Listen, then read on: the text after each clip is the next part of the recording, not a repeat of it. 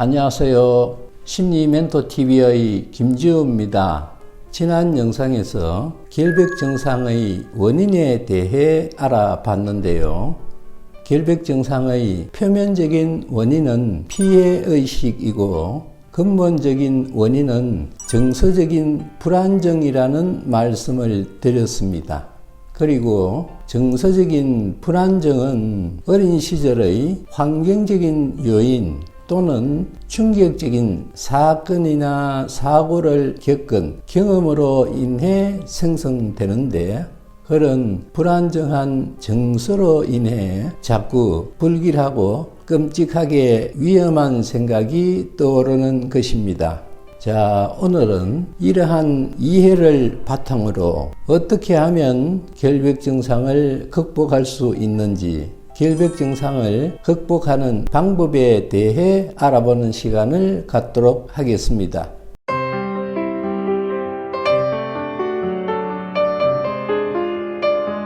결벽증상이 고통스러운 것은 강박적인 사고와 강박적인 행동 때문인데요.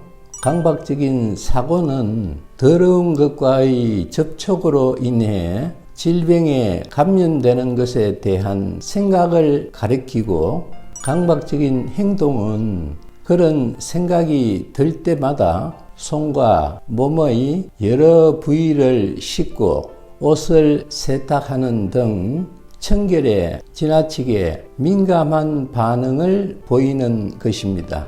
이 두 가지가 결벽증상의 핵심적인 내용이고, 결벽증상의 극복은 강박적인 사고와 행동을 당사자가 감당하고 조절할 수 있도록 내면의 힘을 키워가는 것이라고 할 수 있습니다. 자, 그렇다면 첫 번째, 강박적인 사고는 어떻게 해야 극복할 수 있을까요? 이 대목과 관련해서 먼저 알아야 할 것은, 결벽증상에 시달리는 분들은 수시로 떠오르는 불길하고 끔찍하게 위험한 생각을 하지 않으려고 한다는 사실입니다. 또한 그런 생각이 떠오르면 두렵고 불안해지는데, 이럴 때도 두렵고 불안해하지 않으려고 합니다. 이것이 저항인데요. 결벽증상은 바로 이러한 저항으로 인해 특정한 생각과 감정에서 벗어나기가 더욱 어려워지게 되는 것입니다. 생각과 감정은 억누르면 억누를수록 힘이 더 커지게 되고, 그럼으로써 더 자주 그런 생각과 감정에 시달리게 됩니다. 즉, 생각과 감정은 우리가 통제할 수 있는 대상이 아니라는 것입니다. 그래서 그런 생각과 감정을 억누르는 노력은 늘 실패할 수밖에 없습니다. 그런데 여기서 우리가 또 한 가지 꼭 알아야 할 중요한 사실은, 그런 생각이 떠올라도 불안해지지 않으면 생각 자체는 아무 문제가 되지 않는다는 것입니다. 네, 맞습니다. 아무리 불길하고 끔찍하게 위험한 생각이 떠올라도 전혀 불안하지 않다면 생각은 그냥 생각일 뿐입니다. 그렇다면 우리는 왜 불길하고 끔찍하게 위험한 생각이 떠오르면 불안해지는 걸까요? 그것은 이럴 때는 불안해해야 하는 거야 라는 것을 배웠기 때문입니다. 인간은 이 세상에 태어나고 자라면서 사회화되는 과정을 거치게 되는데, 이때 가장 먼저 배우는 것이 가치 판단입니다.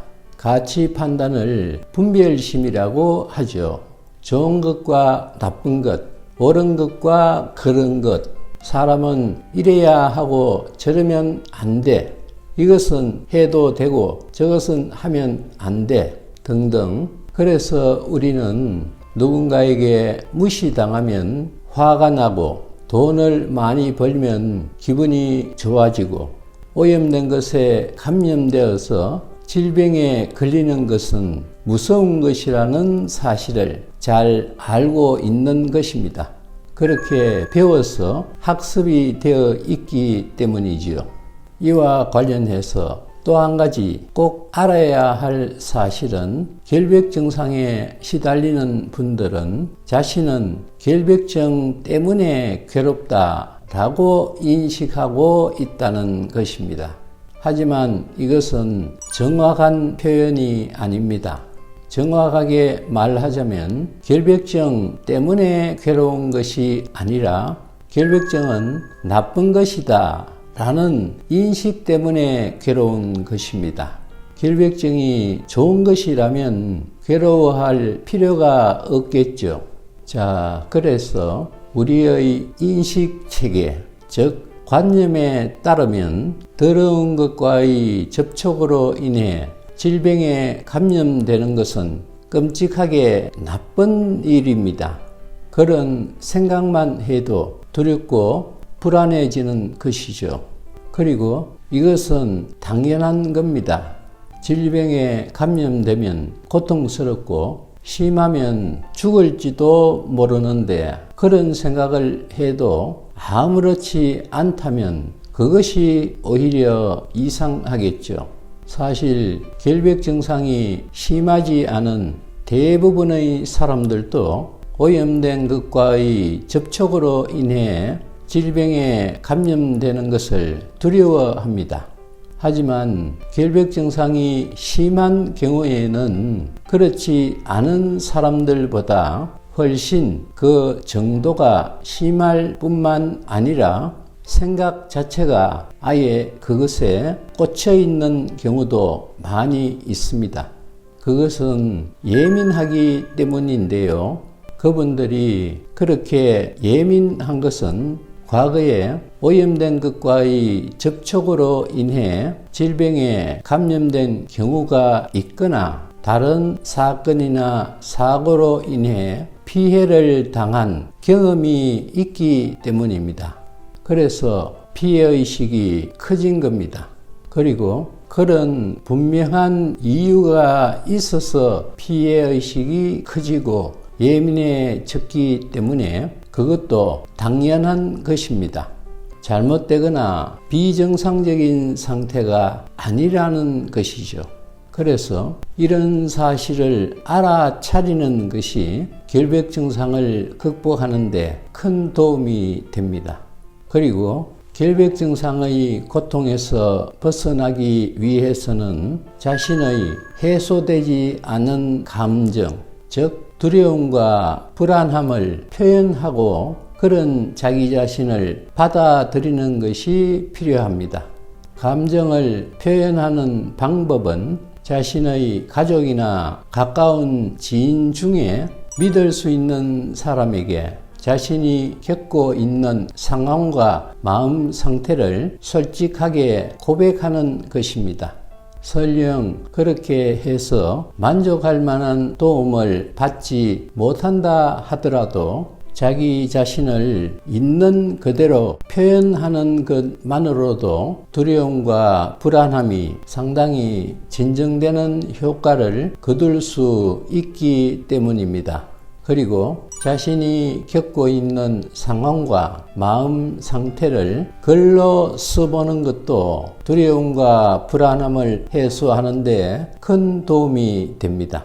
글을 쓰는 것 자체가 감정을 표현하는 수단이므로 글을 쓰는 동안 두려움과 불안함이 완화되고 자신의 생각과 감정을 한 걸음 떨어져서 객관적으로 바라볼 수 있는 힘과 여유가 생기기 때문입니다. 자, 그렇게 자신의 생각과 감정을 충분히 표현하면 두려움과 불안함이 상당히 줄어들게 됩니다. 그리고 꾸준하게 생각과 감정을 표현하게 되면 결벽 증상이 심하지 않은 분들이 느끼는 정도로까지 두려움과 불안함이 줄어들게 될 수도 있습니다. 하지만 문제는 그렇게 한다고 하더라도 불길하고 끔찍하게 위험한 생각은 계속해서 떠오른다는 것입니다. 그래서 다시 두렵고 불안해지는 악순환이 반복되는 것이 결백증상의 특징이라고 할 수 있는데요. 그런 이유로 강박증과 결백증에 시달리는 분들은 어떻게 해서든지 그런 증상에서 벗어나려고 발버둥을 칩니다. 자신이 할 수 있는 최대한의 노력을 기울이는데 신는 것을 억지로 참는다든지 관심을 다른 데로 옮기기 위해 이것저것을 해보기도 합니다. 그래도 효과가 신통치 않으면 증상 자체를 없애려고 하죠. 뿌리를 아예 뽑아버려야 그 지긋지긋한 고통에서 벗어날 수 있을 테니까요. 하지만 그것은 거의 불가능하거니와 강박증과 결백증은 우리에게 꼭 필요한 대상이기도 합니다. 강박증이 아예 없어진다면 집을 나설 때 문을 잠궜는지 가스밸브를 껐는지 확인도 안 할 것이고, 결백증이 아예 없어진다면 아무리 더럽고 오염된 것을 만져도 손을 씻지 않아서 큰 병에 걸리게 될 것이기 때문입니다. 그래서 강박증과 결백증은 없애는 게 답이 아니고 그것으로부터 자유로워지는 것이 정답인데요.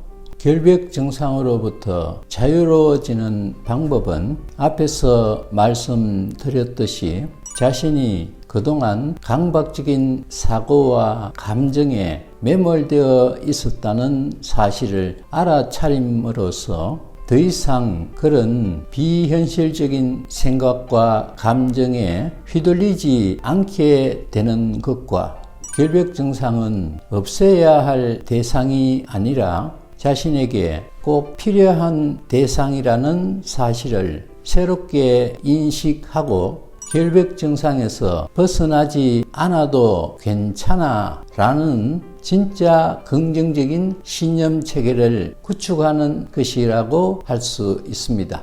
자, 오늘은 어떻게 하면 결백 증상을 극복할 수 있는지, 결백 증상을 극복하는 방법, 그 중에서도 강박적인 사고에 대처하는 방법에 대해 알아봤는데요. 다음에는 결백 증상의 또 다른 축에 해당하는 강박적인 행동을 조절하는 방법에 대해 알아보는 시간을 갖도록 하겠습니다. 시청해 주셔서 감사합니다.